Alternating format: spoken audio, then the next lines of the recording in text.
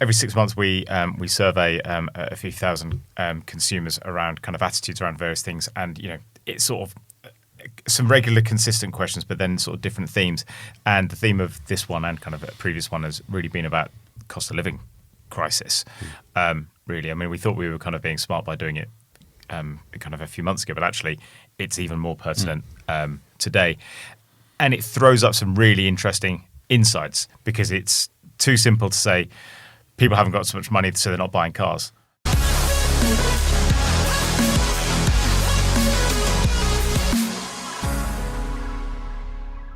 So, hi guys, welcome back to the Armchair Show.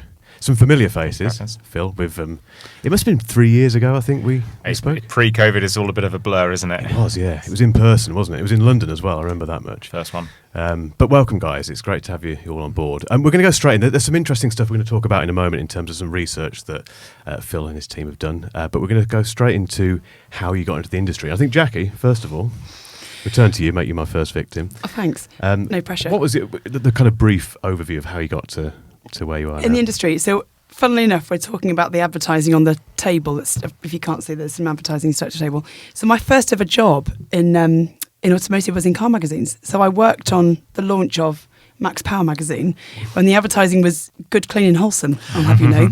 Initially, it deteriorated. But so my first ever job, and for the first 20 years of my career, it was basically media. So I started off selling classified ads and then launched car magazine. So I worked on the launch of that, worked on the launch of Revs, and then became a sales trainer for EMAP for a while. And then I left and launched Evo with my then partner. And so we were kind of these like young chancers that just thought, well, I'll have a go. And we blagged a lot of stuff and got lucky. And then it was sold. So we just took a bit of a chance.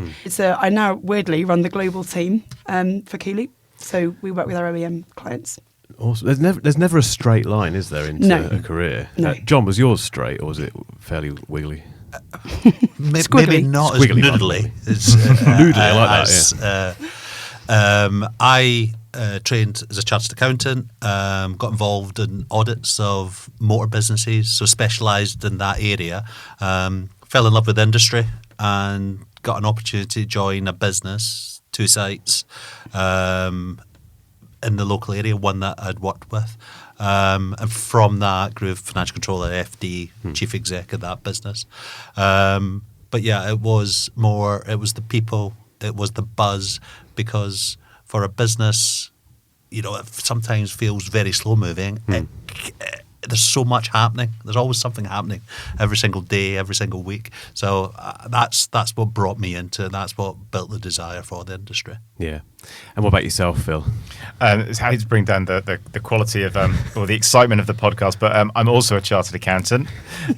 So if anyone needs a passport photo signing today, John, you can never have enough accountants. Exactly. So I trained as a chartered accountant and was kind of involved in corporate finance, so advising companies on buying and selling and partnerships and the such like. So kind of quite sort of straight-laced finance, but always wanted to get a bit more operational. And I ended up in motors.co.uk when it's owned by the Daily Mail and helping it do partnerships. And basically I sort of stuck in that same job throughout and just kind of caused a lot of trouble for people by being curious and kind of asking questions and ending up taking on more responsibility for things. And 2 things have really kept me in the job that I've done. One is we work in a challenger brand, and that's really motivating because you kind of know like what you need to do. And that's really good. And the other, kind of like John says, is actually about the industry itself. It's really fascinating, car sales, in terms of like the economics of it. Estate agents don't buy houses from people. So the capital risk that the dealers sort of take on, and kind of the wafer thin margins, and there is always sort of stuff happening. Selling stuff to car dealers is probably not the best business model, I would argue, but it's just the variety of people and kind of challenge. So I guess I still don't know what I'll do when I grow up, and I'll wait for that day to happen. You don't have to grow up. You can just stay as you are. That's the main thing. I get reassured by that by my wife regularly. Yeah. I think certainly with the industry, it's a bit of a cliche that it's an exciting industry. It's not an obvious thing to say, really. It's about cars, which are exciting anyway, aren't they? But Jackie, what excites you about the industry at the moment? Is there anything specific that kind of really gets you out of bed in the morning? Well, there's so much change. I think we've all been through, when people started talking about change management before, it was all a bit scary, but I think change is very normal now, and the pace of it has really accelerated. There's some really great work going on in the industry. For me, it's about the technology that sits behind it and how, every day's a school day for me, to be honest, because we have so much tech in our sort of portfolio. So learning gets me out of bed, trying to look at how we do things better for our customers gets me out of bed, and also just being part of that. So I think it's not about a job, it's about having a purpose. And I really love the industry because we have some great product, and how we bring it to market is brilliant. So I'm really happy to be part of that change, and my purpose is to contribute to that in some way. Yeah. Are you happy with the way that technology is going? Is it exciting, or is there anything about the tech that concerns you in terms of the way it's developing? I think we're still migrating away from that sort of perception of a legacy, but what we have is so much data that we can then unlock to make it easier for businesses to sell to customers in a way that should be transparent and straightforward. And what we find is that all of the expectations of our customers are kind of created outside of our industry. So we have this expectation that everything that we do on a device should be intuitive and simple. And all of that, and we talked about this last week at Live, all of it has a data dependency. So technology really will only pull through the data that you can make accessible to whatever front end you're trying to build. So yeah, absolutely. I think there will always be concerns about how much we're being watched. But really, we have an expectation as a consumer that please make it easy for me. And to make it easy for you as a customer, you have to track behaviour to be able to intuitively serve you the next thing. Yeah. John, do you think we're making it easy for consumers in that respect with the use of data? I think we're getting much better at it. And I think we've got to continue to get better at it, on a daily basis. And I think there is so much change happening. We had the disruptors arrive, and it wasn't as much disruption as we thought. But whether it's the connectivity around about the vehicles, and that will give us an insight into actually how you use your car, when do you use it, and can we make every part of that journey. So if there is a problem going to happen, then actually we can get you in beforehand, or getting to a point where we can turn on the heated seats in the winter. So there's all that excitement. And then trying to build more transparency into the consumer journey. And we're seeing some of those changes with the manufacturers looking towards more of an agency basis away from wholesale. So whatever part of our industry you look at, there's change arriving. And a lot of that will be focused on our consumers, and that's where we should be focused, and to make that journey as easy as possible for them. Yeah, and it's not an easy time for consumers. We're all consumers as well, anyway, aren't we? And it's not an easy time at all at the moment with the rising cost of living, looming recession or recessions, plural probably. You've done some research recently, haven't you, Phil? Or your team has, which kind of taps into this a little bit. Yeah, it's been we every 6 months we survey a few thousand consumers around kind of attitudes around various things, and it's sort of some regular consistent questions, but then sort of different themes. And the theme of this one and kind of a previous one has really been about cost of living crisis. Really, we thought we were kind of being smart by doing it kind of a few months ago, but actually it's even more pertinent today. And it throws up some really interesting insights, because it's too simple to say people haven't got so much money, so they're not buying cars.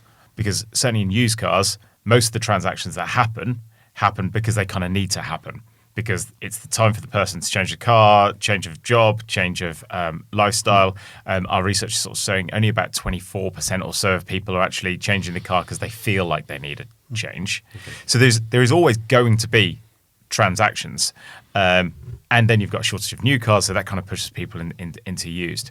So you're then looking at what is happening underneath it, because out of that becomes opportunities. So we're talking earlier about it creates opportunities for EV, and it creates opportunities to explain that to the consumers to why EV might be the right option for them. Sometimes that's incentivized through tax. Sometimes it's just about kind of running costs. Sometimes it's about your kind of own social conscience. But, people are potentially going for a smaller car. They're perhaps thinking about fuel type. They are more open to traveling further for that car. They're more open to it not being exactly the right car. and it's being flexible to change that. And I guess with your question to the others around kind of, what's interesting about the industry, I find it really kind of interesting to make sure we're educating dealers to listen to consumers and listen to the noise, because it's a very supply-led industry. Like, these are the cars we've got, and therefore this is the margin we need to make, this is what we need to sell. Actually, there's a huge load of consumer data telling you what they are looking for. And, the really skillful businesses and the successful ones are those who are able to manage the kind of the supply, because you can only sell what's in the shop. I remember John saying that to me before, and I've used that myself at my bosses. But also what actually people are looking to and anticipating those changes. Do you think it is clear what consumers want, though? Because I get the impression they're a little bit confused, because like you say, that they think EV, I'm going to save money, but then they hear about the tax savings, the obvious savings or presumed savings against petrol prices, etc. I mean, I think it's probably the most confusing time ever. I mean, it's sort of embarrassingly, right? Doing my job, lots of people will ask me, so what car should I get? And they should actually ask my dad or my brother, right? I'm not the best person, because there is never been more makes, more models, more fuel types, more variants. There is so much to consider. And that's why classified sites kind of exist, really, to help that fragmented choice get down. What I think actually I'd like to see classified sites do, and also kind of dealers, is help people identify who to buy from. Yeah. And then I think that gives the dealer a responsibility to try and get involved maybe potentially earlier and have a broader conversation with the consumer around what they want. And that will reap dividends in the end, because that will give you retention of customers. So when you look at the really successful independents who've been trading for ages, they just like reel off these customers that they've dealt with for years and years and years, and people will come to them even though they haven't got the car, because they know they'll find the car. And I think that's kind of really interesting. So it is confusing, but the good thing is that most of the time people are getting a car, it's because they need one. So there's still a skill in just exciting people and helping them kind of make the leap into that transaction. Yeah. What do you think, Jackie? Do you think we're making it easy or harder for people to buy cars these days? It's just to your point, Phil, it's really difficult. I think often we're pushing people down like a make, model, variant search, and really you want a thing and you're not really sure what that thing is, but it needs to fit your kids in it, or your dogs in it, or your life in it, or whatever life stage you're at, whatever's inspired that choice of change or reason for change.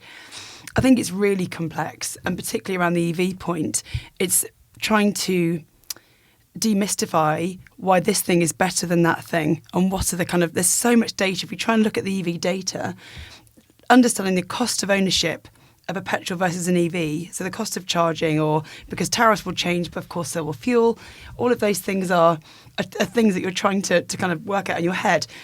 One of the things we talked about last week was that mental load that customers are going through, and how you can make that mental load, take the mental load away from the customer. So just make it easy for them to see what the price is per month. And on that cost of living point as well, I think now, we're looking at how do we make it easier for customers, or to make sure that they carry on and service vehicles when money's tight. So is it relevant now to just spread the cost of servicing as well as the cost of your finance? So how can you make sure that you support customers to maintain the vehicles as they should? So you give them some predictability in that, and a bit of security, and safe in the knowledge that it's okay and you're going to look after them. It's difficult. Is that something that's being put into practice now, or is that just a theory, or is it an idea that's... Well, no, we're putting it so just on how we take data from the vehicle into automated servicing, that's already happening in our back end in sort of truck, and it's going to become more relevant for as vehicles have connected data, connected cars. You should be able to take vehicles. What we already do is provide. We don't build the front end applications because other people do a really good job of that.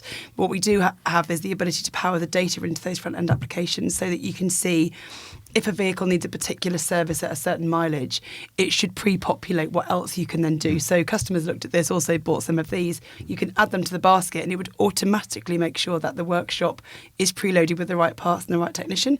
So all of those kinds of things are already happening, which takes the mental load off the process and the manual input from that process. But it's how we then roll that out in all of the right markets, because we tend to be guilty of doing it really well in one market. Then it's how we take that, lift and shift it, and then roll it out across everywhere else with all of the other clients that we support. How do you scale it? That's the issue. Any ideas with that, John? How do you scale that? Well, I'll leave that to the expert. Engineers build it, basically. We have to get more engineers I will to leave build that it. to the experts at Keyloop. I mean, interestingly, just to add on to Phil's point, obviously we've got a lot of new entrants as well, just to add even more to complexity.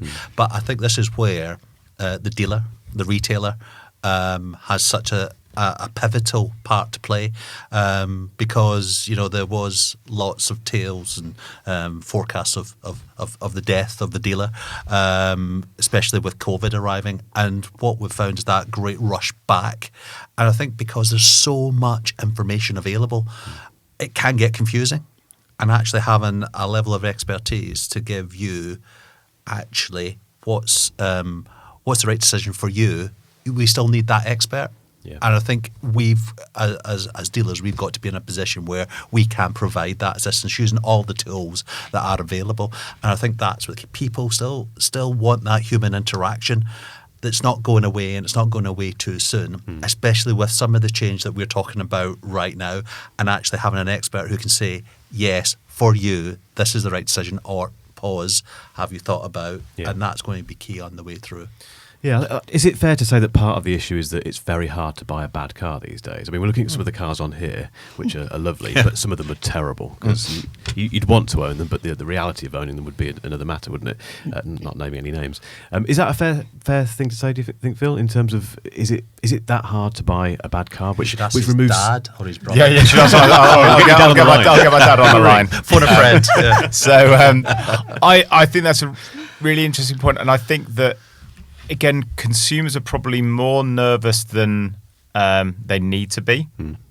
So I think who you buy from becomes an issue, and I do think there's an education piece as well, because it's a big transaction, and I think with the cost of living crisis, what people don't want is surprises. So actually, one of the interesting things that came out of our data was that on used cars, only 6% of people would be willing to forego the warranty in order to help save themselves money, and it's even like 4% or something on new.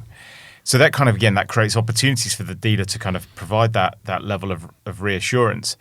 Again, it's just complicated. So I think when there's an overwhelming amount of information, the skill is to kind of help the consumer kind of work through that, because and help them actually just commit. So I think technology can really help, because you can now have a sales process that isn't just linear. It can kind of be a bit more flexible to the consumer, but it still needs that kind of little bit of kind of skill to actually like nudge the customer over the line, give them a reason to pick up the phone, give them a reason to put a deposit down or book a test drive. Like you've got to drill in there, because you can spend months debating which car. And it's really key to meet the needs and the wants of that customer. One of the areas we're having a lot of success is on live chat, but actually having our own dedicated advisors who can go as far as you want. So it's not just a concierge service. If you just want concierge, they're more than happy to do that. But if you want to buy a car on finance with lots of value-added product, we can do that as well. Yeah. And that, I think, is so important. We look at the stats we're enjoying at the moment for pure online. It's tiny. It's Right, 0.5%. Yeah. But 10% of our sales are via live chat, and actually have a significant live chat interaction. So I think that's us recognising that forms are dead. That sort of, if you're talking to and not getting anything back, it doesn't add value. And I think we've just got to be alive to what our customers want and how we can fulfil that demand and need. Yeah, I mean, that sounds like lots of opportunities potentially for next year. I think rather than perhaps finishing this on a doom gloom note, which is tempting because of what all the news and the looming recession, etc. What do you think is the biggest opportunity for the industry as a whole next year? Starting with you, Jackie. I think for us, definitely, it's about connecting the pieces of a puzzle. So the work that John and the guys do at Waylands is great. So actually, where a customer will start online, they probably won't finish online. And we talk about, contact. I suppose online isn't necessarily contactless. You need a human to help with that. Yeah. Best advice often comes from people that understand what you're looking for. So I think for us, the biggest thing we're working on is how we start to connect some of that really complex back-end landscape and also looking at how we then bring the OEM and the retailers together to try and deliver this, agency experience, whatever that ends up being. As that evolves, and it evolves differently with all of them. That's the bit for us, is connecting it all together. Yeah, that is exciting, isn't it? John, what about Waylands? What's the thing that you? I think slightly differently because of where we are. In terms of some of our challenges, we've, 2 years ago we were 4 sites. We should be pushing 10 sites as we go into 2023. And for us, it's actually consolidating that. And, we have some absolutely fantastic retailer shops. I want all my dealerships not just to be good, but to be great. And that's absolutely, if we can have a great business that delivers fantastic customer service and a fantastic environment for the team, and that's where a lot of our time, our effort is actually is being pushed towards. Yeah. And yourself, Phil, what are you looking forward to next year? I think my advice and sort of the theme of us as a business, and my advice for other businesses, is to be the best business you can be, with honest conversations about where you are and what the market looks like for the next 12 months. So stock isn't coming back in kind of great abundance. The consumer demand will be kind of, a little bit tempered. So actually having those conversations to set yourself up properly and think about how you can get consumers exposed to your cars quickly, and then through the process, and I think you have to kind of go a little bit further in, and as like live chat example, go a bit further and kind of pull them in, and then kind of nurture them a little bit harder. That's a nice positive note to end on, isn't it? That should give people enough oomph next year, hopefully. Thanks, guys, for spending some time in the studio. I hope you enjoyed it, and we'll definitely get you back on at some stage. Thank you. Cheers, thank you. Bye bye.